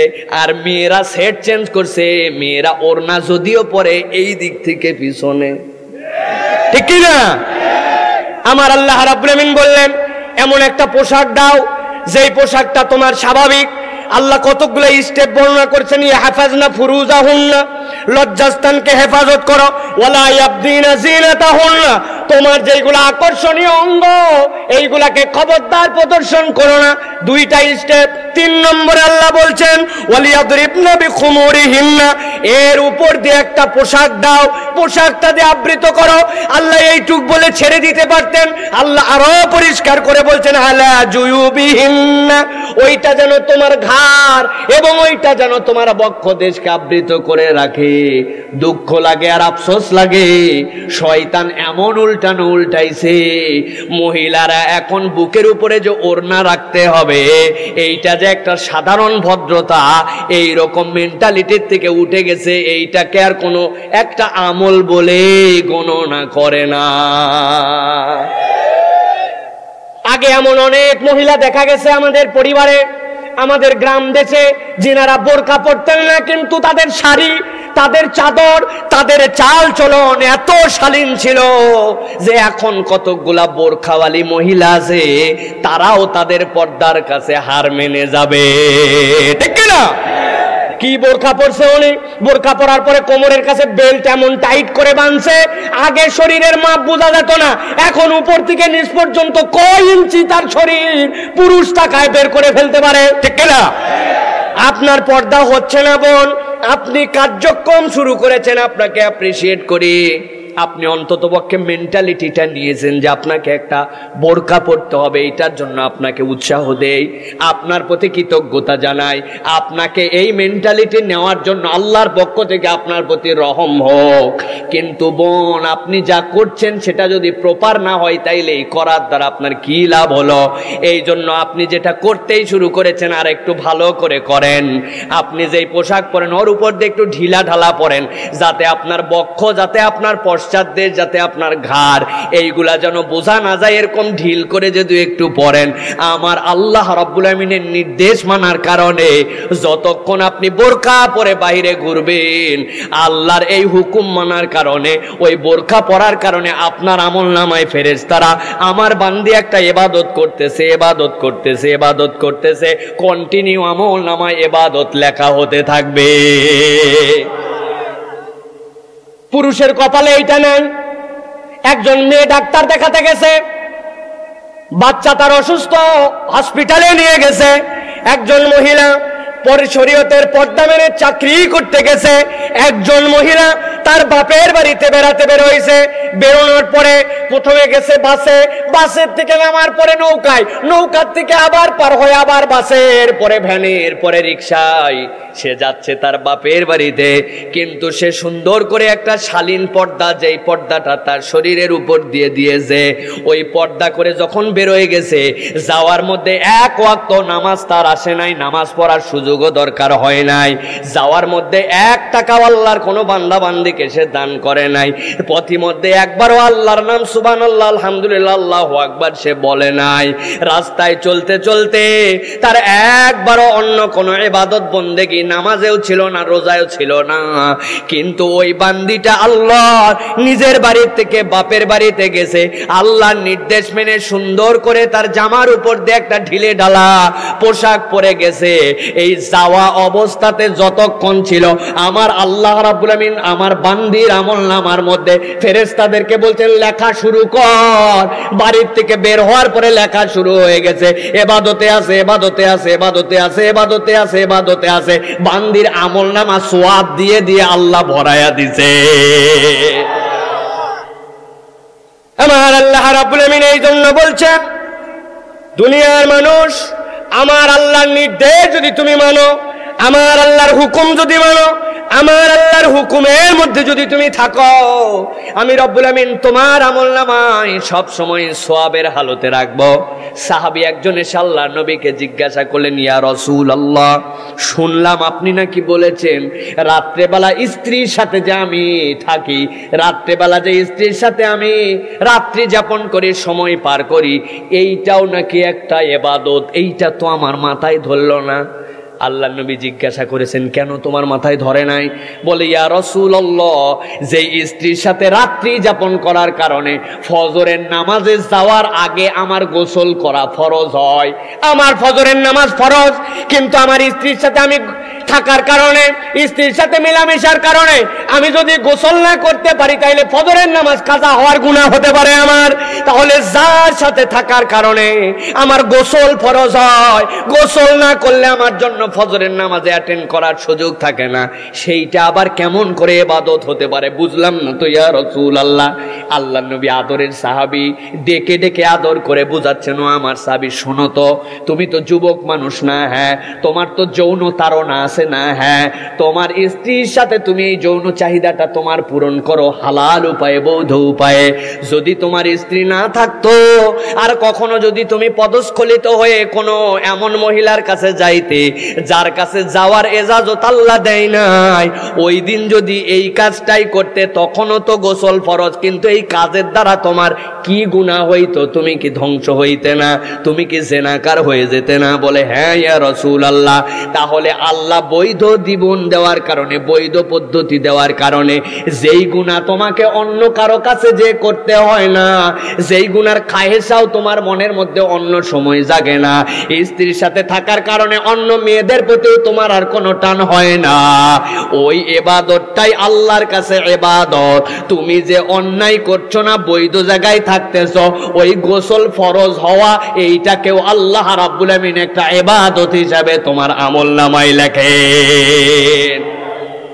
সুতরাং ইসলাম বুঝে মানলে আপনি যাই করবেন তার মধ্যেই সওয়াব আছে কি নাই? আপনি যেটাই করেন, আপনি নেতাগিরি করেন, আপনি চাকরি করেন, আপনি পড়ান, আপনি সমাজ সেবা করেন, সবগুলো আল্লাহর ইবাদত। ইবাদত কিনা? সমাজের একজন দায়িত্বশীল নির্বাচন করেছেন, উনি আপনার এলাকার স্বার্থ দেখে, উনি আপনার এলাকার রাস্তাঘাট যেন হয়, এলাকার মানুষ যেন নিরাপদে থাকে, এলাকায় ব্রিজ কালভার্ট যেন সুন্দর করে হয়, জনজীবনে যেন স্বস্তি ফেরত আসে, সরকারের বাজেটগুলো আমার এলাকার মানুষের জন্য কেমনে অগ্রাধিকার ভিত্তিতে আনা যায়, কেমনে মানুষকে বেশি কল্যাণ করা যায়, এই ফিকির করে যদি কোনো জনপ্রতিনিধি সকালবেলা বের হয়, ওই লোক এই কাজ করে, সরকারের টাকায় কাজ করে, সরকারের প্রজেক্টই আনে, সরকারের দেওয়া সেই সমর্থন দিয়েই সে কাজ করে, কিন্তু নিয়তের কারণে ওই ব্যক্তিটা সারাদিন আল্লাহর ইবাদতের মধ্যে থাকতে পারে, ঠিক না? আর যদি উল্টা নিয়ত করে আবার বাড়ায়, যেহেতু নির্বাচিত হয়েই গেছি, এবার যা আছে কপালে কিছু কন্ট্রাক্টারি ভাগায় নিয়ে, যা দেওয়া লাগবে খোয়া তা দিব না, যা দেওয়া লাগবে পিস তা দিব না, দেওয়া লাগবে রড দিব বাঁশ, তাইলে কি হবে? তাইলে উল্টা হবে, বিপদ তখন হবে। আল্লাহর কাছে তো যেতেই হবে, আর আল্লাহর কাছে যাওয়ার পরে কেউ দেখুক বা না দেখুক, বাঁশ দেন আর রড দেন, আপনি ঠিক করেন আর বেঠিক করেন, দুনিয়ার কেউ দেখে নাই, কোনো ছবি নাই, কিন্তু এই জায়গায় আছে। বাস এইটা বুঝে নিয়ে চললেই আল্লাহ রাব্বুল আলামিনের এই রাস্তায় চলা আমাদের জন্য সহজ হবে। এই জন্য প্রিয় মা এবং বোনদেরকে বলবো, প্রিয় মা এবং বোনেরা, আপনাদের কাছে এবং আমরা যারা পুরুষের আছে আমাদের কাছে দায়িত্ব মেয়েদেরকে বুঝাইয়া এরকম করে পর্দা পুশিদার জিন্দেগিতে তাদেরকে লাগানো এবং বলতে হবে এই জীবনে তোমাকে এইটা করলে এর মধ্যেই আল্লাহ রাব্বুল আলামিনের দেওয়া নিয়ামত এবং তোমাদের জন্য মুক্তির বার্তা আছে, ঠিক কিনা? কিন্তু আমাদের পুরুষেরা বলবে হুজুর কথা শোনে না, বারবার বলি তারপরেও আমাদের কথা শোনে না, এতবার বললাম তারপরেও কথা শোনে না। যেই সকল পুরুষ এই কথা বলতেছেন, ওই সকল পুরুষের মধ্যে আপনি যদি স্বামী হন আর আপনি যদি পিতা হন, তাহলে আপনার কোনো ছাড় নাই। আপনি স্বামী, আপনার দায়িত্ব, আপনার স্ত্রী পর্দা করবে না মানে কি? আমার স্ত্রী হিসাবে আমার সাথে থাকতে হলে আল্লাহ বলছেন এই দায়িত্ব তোমার প্রতি ফরজ করা হলো। আলা কুল্লুকুম রাইন ওয়া কুল্লুকুম মাসউলিন আন রাইয়াতিহি। আল্লাহ বলছেন তোমাদের যারা দায়িত্বশীল, তোমাদের অধীনস্থদের ব্যাপারে আমি আল্লাহ দায়িত্ব দিয়েছি। অতএব আল্লাহর কাছে যে আপনি এই কথা যদি বলেন, আল্লাহ মেলাবার বলেছিলাম কথা শুনে নাই। আল্লাহ আপনি স্বামী আর পিতা হলে আল্লাহকে কিন্তু এই রকম করে ভূগোল পড়ায়া মুক্তি পাওয়া যাবে না। আপনাকে দায়িত্ব নিতে হবে। আপনার ছেলে একদিন সকালবেলা কোচিং এ যায় নাই, মেয়েটা রেজাল্ট খারাপ করেছিল, মেয়েটাকে পড়তে দিয়েছিলেন কিন্তু ঠিক মতো ক্লাস করে নাই, ক্লাস ফাঁকিতে অন্য কোথাও গেছে, আপনি বেদম প্রহার করেছেন। আপনি বলছেন এত কষ্টের কামাই তোরে কোচিং এ দেই, সকালবেলা ঘুমের থেকে না উঠে বসে থাকিস, ঘুমের থেকে উঠতে পারিস না, পড়ালেখা করিস না, আমার বাড়িতে থাকা লাগবে না, আমার কথা মতো চলতে হলে পড়ালেখা করতে হবে, এই নির্দেশ মানতে হবে।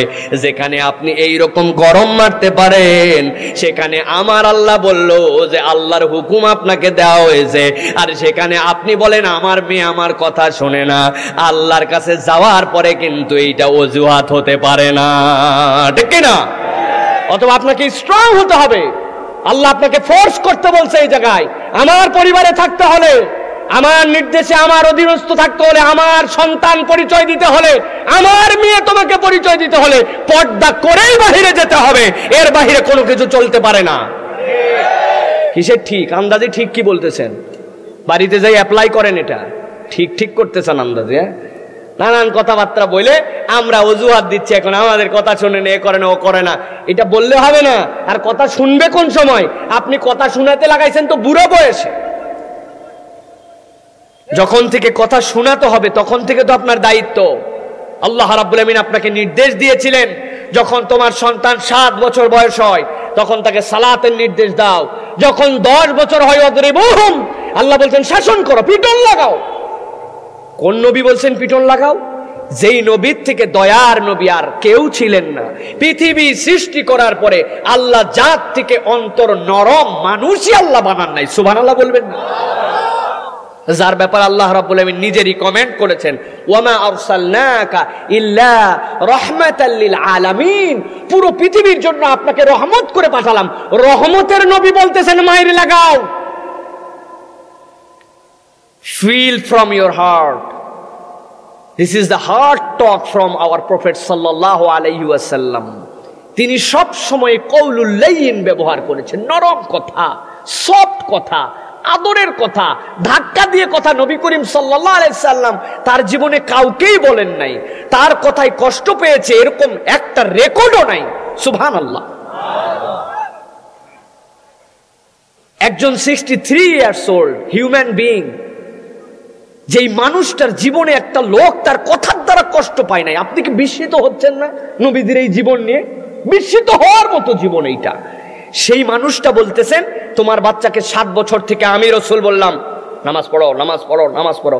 10 বছর হলে আমি রাসূল বললাম নামাজ যদি না পড়ে পিটন লাগাও, মার দাও, তাকে মেরে তাকে তুমি তারপরে মসজিদে নিয়ে যাও, আল্লাহর হুকুম পালন করাও। এখন আপনি যখন 10 বছর বয়স তখন বলছেন ছোট মানুষ, এখনো বুঝেনি, বড় হলে ঠিক হয়ে যাবে। বাচ্চা এসে বলছে আব্বা আমি এবার রোজা ভাঙবই না, বলছে এক থাপ্পড়ে, সামনে তোর জেএসসি পরীক্ষা, রোজা রোজা মারাইছ, ভালো করে পড়ো, পরে রোজা রাখবে। আপনি রোজা রাখতে দেন নাই ওই সময়, সে বালেগ হয়ে গেছে, 15 বছর বয়স হয়েছে, এরপরে বলছেন সামনে ম্যাট্রিক পরীক্ষা, মা পরীক্ষা খারাপ হয়ে যেতে পারে, শরীর খারাপ হয়ে যাবে, বাবা ম্যাট্রিকের পরের থেকে রোজা রাখিস। কি দয়া! আপনি দয়ার সাগর আপনি। এরপরে ইন্টারমিডিয়েটে উঠছে, আপনার রেঞ্জের থেকে বাইরে চলে গেছে, এরপরে আর কোন শরীয়ত মানে না, নিয়ম মানে না। যেই মেয়ে আগে পড়তো এক ড্রেস, এখন পড়ে গেছে। কলেজে ইউনিভার্সিটি যাওয়ার পরে বেদম উতাল পাতাল, কোন নিয়ম কানুন কিচ্ছু নাই। আপনি তখন হুজুরকে ফোন দিয়েছেন, হুজুর কথাই শুনে নাই, এমন একটা দোয়া বলে দেন যেই দোয়া দেওয়ার সাথে সাথে আমি বললাম এরকম দোয়া কিন্তু আমাদের কাছে আছে। এক দোয়া পড়বেন, আপনার বাচ্চা কাচ্চা একদম সুন্দর হয়ে মানুষের মতো মানুষ হয়ে যাবে। হুজুর বলেন তাড়াতাড়ি। আমি বললাম 1 লাখ টাকা পাঠান। ও বাবা, সব জায়গায় আপনি ফ্রি খাবেন, হবে না তো? সব জায়গায় টাকা পয়সা দিয়ে আপনারা অ্যারেঞ্জ করতেছেন, হুজুরের কাছে আপনি দোয়া ফ্রি নেবেন কেন? 1 লাখ পাঠান। মুখ বেজার, তাও 1 লাখ টাকা দেওয়ার জন্য রেডি কিছু থাকতে পারে, কিন্তু সত্যি কথা বলতে হুজুরের কাছে এরকম কোনো দোয়া নাই। ইসলামী শরীয়তে এরকম কোন গুলি নাই যেটা আপনারে এক পিল খাওয়াই দিলে সব কেল্লা ফতে, এরকম কোন গুলি আছে? কিন্তু আমরা তো বের করছি এখন যে এমন ডোজ, হুজুর 1 ডোজ দেন সব ক্লিয়ার। সোনা পাতার ডোজ শুনছেন আপনারা? সোনা পাতার ডোজ, সোনা পাতার ডোজ আছে। কিন্তু এক হাকিম ছিল, কিছু হলেই সোনা পাতা দেয়। সোনা পাতার গুণ কীর্তন কি? সোনা পাতার কার্যকারিতা হচ্ছে পেটের মধ্যে দিলে আপনার বাথরুম একটা পরিষ্কার করাবে, আর বাথরুম পরিষ্কার করলে মানুষের শরীর অটোমেটিক হালকা হয়ে যায়, ঠিক কিনা? মাথা ব্যথা হয়েছে, গ্যাস দে, সোনা পাতা দিছে, পায়খানা ক্লিয়ার, গ্যাস চলে গেছে। আরে হাকিম সাহেব মাথা ব্যথা ভালো করে দিছে। পেট ভুটভাট করে দিছে, সোনা পাতা দিছে, ভালো হয়ে গেছে। এরপরে কিছুদিন পরে মনে করেন কোষ্ঠকাঠিন্য দিছে, বাথরুম ক্লিয়ার করছে। ওর সাথে যে হেল্পার ছিল, হেল্পার বলছে আমার হাকিম সাহেব কিছু হলেই আমারে খালি এই ভাঙ্গে সব জায়গায় সোনা পাতা, এই হাকিমের কাছে আমি নাই, দোকান আমি আলাদা দিব। এলাকায় যায় দোকান খুলে দিছে। ওই হাকিম আগে যা লেখছে তার চেয়ে বেশি, দুনিয়ার যাবতীয় রোগের সমাধান, একদম সকল রোগের সমাধান দিয়ে দোকান খুলে বসে আসছে। মাথা ব্যথা সোনা পাতা, পেট ব্যথা সোনা পাতা, শরীর খারাপ সোনা পাতা, ক্লান্তি সোনা পাতা, শরীরের মধ্যে অস্বস্তি সোনা পাতা, সব ট্রিটমেন্ট করে। আর ওই যে মানুষ বাথরুম করলে কিছুটা একটু আরাম পায়, পেট ক্লিয়ার হলে মানুষ আরাম পায়। একদিন একজন লোক আসছে যে হাকিম সাহেব আমার গরু হারাইছে। ও বলছে এটা কোনো ব্যাপারই না, 1-2 মধ্যে গরু বাড়াবে। সর্বনাশ, কি হাকিম রে গরু বাইর করে। সাথে সাথে ওরে 4 ডোজ দিছে, এই পুরিয়া সকালে, দুপুরে, রাত্রে, আগামীকালকে সকালে, 24 ঘন্টার ডোজ দিছে। বেচারির গরু, দামি গরু, ওইখানেই 1 ডোজ খাইছে। খাইয়ে গরু খুঁজতেছে, কিসের গরু, এই কি সোনা পাতা দিয়ে গরু বাড়ায়? 15-20 মিনিট যাওয়ার পরে চিন্তা করছে, আল্লাহ আমার গরু কে না কে নিয়ে চলে যায়, আগামীকালকে সকাল পর্যন্ত ডোজ, এই পর্যন্ত ওষুধ থাকেই কি না থাকে, এই গরুই থাকে কি না থাকে। ও নিজের আবেগে 15-20 মিনিট পর আরেক ডোজ খাইছে। ঝমাঝম যেই 2 ডোজ কাছাকাছি খাইছে, বাথরুম শুরু হয়ে গেছে। এখন ও তো আর জানে না, ও তো গরু খোঁজার জন্য নিয়তে আছে, গরু খুঁজে। আর বাথরুম তো রাস্তাঘাটে করা যায় না, বনে বাদারে একটু ভিতরে ভিতরে বাথরুম করে আর গরু খুঁজে। আধা ঘন্টা 1 ঘন্টা খোঁজার পরেও দেখছে গরু নাই। আর চিন্তা করছে, আল্লাহ কে জানি কালকেই হাটবার ধরে নিয়ে যে আমার গরু বেঁচে দেয়। রাগের ঠেলায় গরু না পায়, বাকি যে 2 পুরিয়া ছিল 2 পুরিয়া একবারে মেরে দিয়েছে। এখন তো ডায়রিয়া, কি গরু খুঁজবে? কিন্তু ডায়রিয়া হলেও তার জনসম্মুখে বাথরুম করা যায় না। ও গরু খোঁজার থেকে এখন খালি পেট ধরে আর বাথরুম করে, আর বনের ভিতরে যায়, বাথরুম করে, আবার একটু আগায়, আস্তে আস্তে আস্তে গভীর বনে চলে গেছে। বাথরুম করার টানে যাইয়ে দেখে গরু ওই জায়গায় আছে।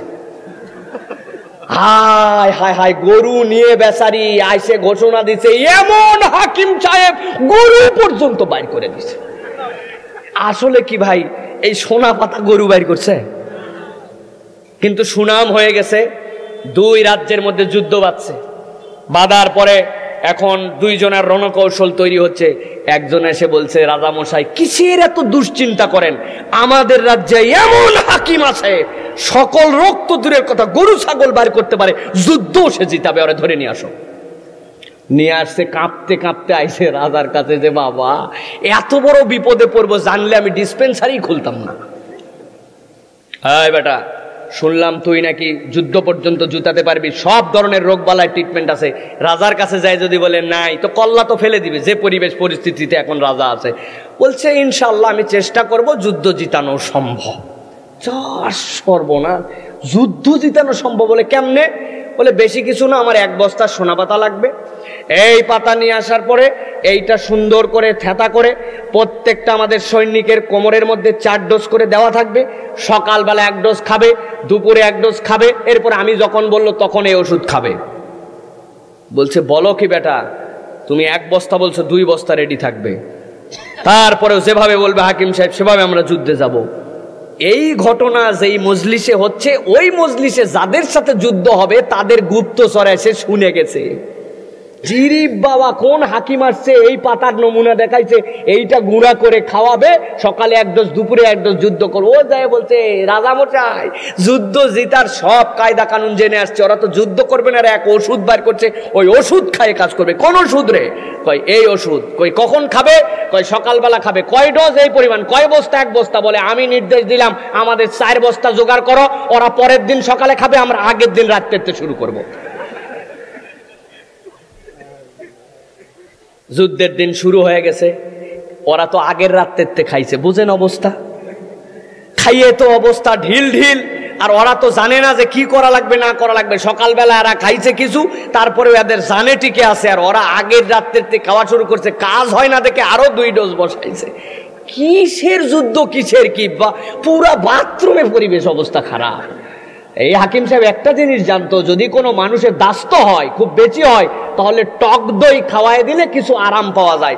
উনি বলছে, রাজামশাই টক দই অ্যারেঞ্জ করেন, এদেরকে একটু দই খাওয়ান লাগবে। দই টই খাওয়াই, এরা তো পরের দিন সকালে খাইছে, আর ওরা আগের রাত্রে, ওদের তো জান যাই কি আছে, এদের তাও একটু শক্তি আছে।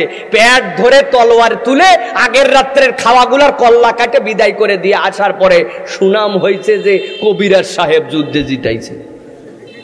জিতাইছে কি কবিরাজ? কারণ আমাদের মুসলমানদের চরিত্র এখন একদম এই কবিরাজের সাথে মিল আছে। সারা জীবন ইসলাম নাই, যখন মানা লাগবে তখন নাই, আল্লাহ যা বলছেন তা শোনে না, কোন নির্দেশ কিভাবে মানা লাগবে তার সাথে কোনো সম্পর্ক নাই। হুজুরের কাছে এসে বলবো, হুজুর এমন একটা তাবিজ, এমন একটা কবজ, এমন একটা দোয়া দেন, একটা দিবেন সব ঠিক। এইরকম কোন দোয়া দরুদ ইসলামে নাই।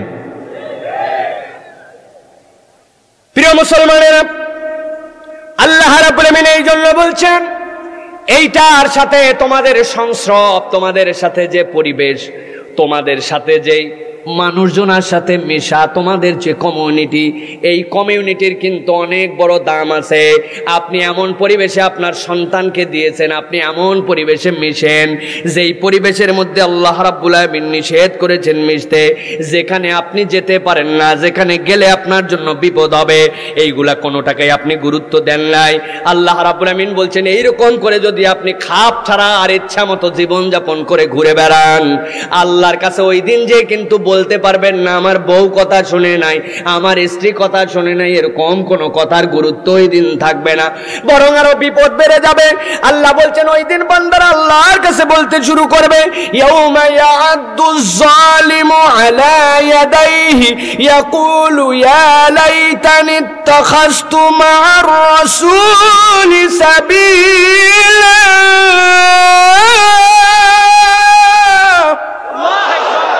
আমার আল্লাহ রাব্বুল আলামিন বলছেন, ও দুনিয়ার মানুষ ভালো করে বুঝে নাও, ভালো করে তোমরা তোমাদের জ্ঞানগুলাকে ক্লিয়ার করে নাও। আমি আল্লাহ যেই নির্দেশ দিলাম, আমি আল্লাহ তোমাদেরকে যেই রাস্তায় চলতে বললাম, ওই দিন যাওয়ার পরে যদি তুমি আল্লাহর হুকুমকে না মেনে আসো, তোমার বাচ্চারে আদর দিয়ে দিয়া শাসন করো নাই, তোমার আল্লাহ তোমার বাচ্চার জন্য যে নির্দেশ দিয়েছিলেন, তোমার স্ত্রীর জন্য যে নির্দেশ দিয়েছিলেন, ওই নির্দেশ তুমি পালন করো নাই, ওই দিন আসার পরে কিন্তু বিপদের বাজার হয়ে যাবে। আল্লাহ তাদের পরিচয় দিচ্ছেন, ওয়ায়াউমা ইয়া'আদ্দুজ যালিম, যারা ওই দিন আল্লাহর হুকুম মেনে আসবে না, গাফিলতি করে আসবে, শরীয়ত মেনে আসবে না, আল্লাহর কাছে কিন্তু সেই দিন তারা জালেম হিসাবে উপস্থাপিত হবে। ঠিক কি না? যারা জালেম হবে তাদের কত বড় বিপদ হবে, তাদের জন্য কত বড় পরিণতি হবে। আমার আল্লাহ রাব্বুল আলামিন বলছেন বড় ভয়াবহ দুনিয়ার জীবনে তুমি যেরকম করে চলেছো, আমি রব্বুল আলামিন মৌলিক নিয়ামতের ক্ষেত্রে আমার কোন বান্দার ক্ষেত্রে আলাদা করি নাই। আমি আমার কোন বান্দাকে আমি রব্বুল আলামিন এই নিয়ামত দিতে দূরে রাখি নাই।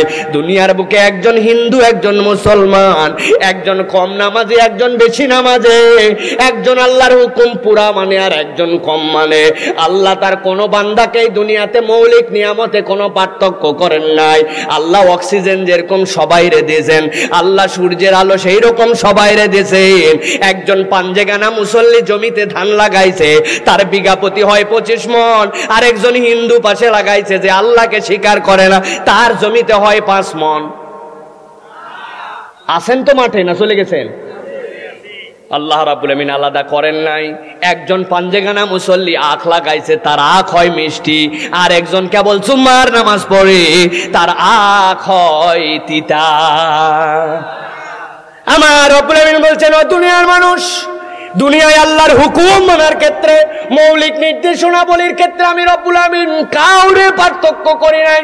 কিন্তু আমি রব্বুল আমিন বললাম এই দুনিয়ার জীবনের শেষে আল্লাহর কাছে একদিন তোমাদেরকে দাঁড়ায় যেতে হবে। যারা দুনিয়ায় আল্লাহর যা হুকুম ছিল এইগুলাকে তুচ্ছ তাচ্ছিল্য করেছে, আল্লাহ যেভাবে পালন করতে বলেছেন এইভাবে পালন করে নাই, ওই দিন আল্লাহর কাছে কিন্তু তারা জালেম হিসাবে উপস্থাপিত হবে। আর আল্লাহ বলছেন ওই জালেমদের পরিণতি হবে কি জানো নাকি? ওয়ায়াউমা ইয়া'আদ্দুজ যালিমু আলা ইয়াদাইহি ইয়াকুলু ইয়া লাইতানি ইত্তাখাযতু মা'আর রাসূলি সাবিলা। আল্লাহর কাছে ওই জালেম যারা হবে, ওই কিয়ামতের দিবসে আসার পরে আল্লাহর সামনে দাঁড়াবে। দাঁড়ানোর পরে আল্লাহ বলছেন নিজের হাতগুলা নিজের সামনে নিয়ে নেবে, নেওয়ার পরে আল্লাহর দিকে তাকায়া তাকায়া এক একজন কামড় দিবে, কামড় দিয়ে তার হাতটাকে কেটে ফেলে দিবে, তার অঙ্গুলি কেটে ফেলবে, কামড়াবে আর নিজের হাতকে ফেলে দিবে। তার হুঁশই থাকবে না যে নিজের হাত নিজে কামড়ায়া কামড়ায়া ওই দিন কেটে কেটে ফেলে দিচ্ছে। আল্লাহু আকবার। এখানে একজন ব্যক্তি যদি থাকেন, আমি আপনাদেরকে 10,000 টাকা দিব, নিবেন? হাত তোলেন একজন। 10,000 টাকা সত্যি দিব, একটু হাত তোলেন না সাহস করে। একটা ভাই, একজনেরও সাহস নাই, কথা হলো নাকি? এই যে আমার ভাই নিবে, আলহামদুলিল্লাহ 10,000 টাকা নিতে রাজি। একটা খালি কাজ করা লাগবে ভাইজান, কামড় দিয়ে আপনার নখের এই 2টা কর একটু আমার কাছে জমা দেন, আমি আপনারে 10,000 টাকা দিব। ভাই নিবে? নিবে? নিবে না। আপনারা বলবেন হুজুর এত অফার দেওয়া লাগবে না, আমি 20,000 দিব, আপনি একটু দিয়ে যান, ঠিক না? প্রিয় মুসলমান, আপনার আমার এই হাতের মধ্যে কামড় দেওয়া, এই যে কামড় দিব এইটা কল্পনার মধ্যেও নিতে পারি না, কেটে ফেলা তো দূরের কথা। অনেক জায়গায় উদাহরণ দেয়। আমার 3 মেয়ের মধ্যে যেইটা দ্বিতীয় মধ্যেরটা, এর বয়স এখন হচ্ছে 2.25 বছর। কেবল এই 2টা দাঁত এইগুলা উঠছে নতুন করে, 8-10টা দাঁতের এই 2টা, এই দাঁত ওঠার পরে ওনার এমন ফোর্স বাড়ছে, এখন যেখানে পাই যা পাই তাই কামড়ায়। কামড়, দাদির কামড়, আর মাকে কামড়ায়, ছোটটারে কামড়ায়, খালি কামড় আর কামড়। ওর মা বলছে পারলে এটারে ঠিক করো। আমি দেখলাম দেখি তো কোনো বুদ্ধি করে এটারে ঠিক করা যায় কিনা। মা এদিকে আয় তো, আসছো।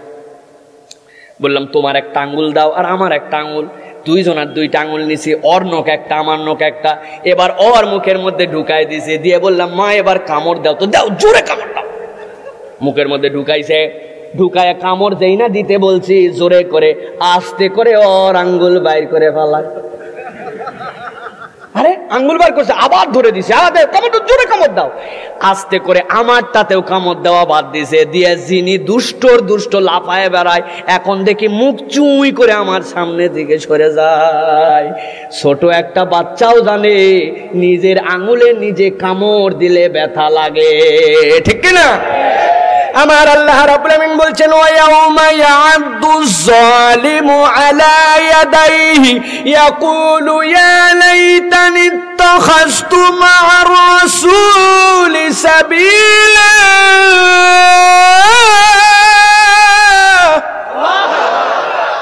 আল্লাহ বলছেন, যারা দুনিয়ার বুকে আমি রব্বুল আমিনের নির্দেশ মানবে না, তুচ্ছ তাচ্ছিল্য করবে, হাজার বুঝানোর পরেও পর্দার হুকুম মানলেও ভালো, না মানলেও ভালো, শেষ বয়সে যায় মানবনি, এখনো তো কেবল যৌবনকাল, এখনই তো দেখানোর সময়, তাই নাকি? এইরকম পিকআপ নিয়ে যারা ঝুরবে, আল্লাহ বলছেন সবগুলো আল্লাহর কাছে জালেম হিসাবে ওই দিন দাঁড়াবে।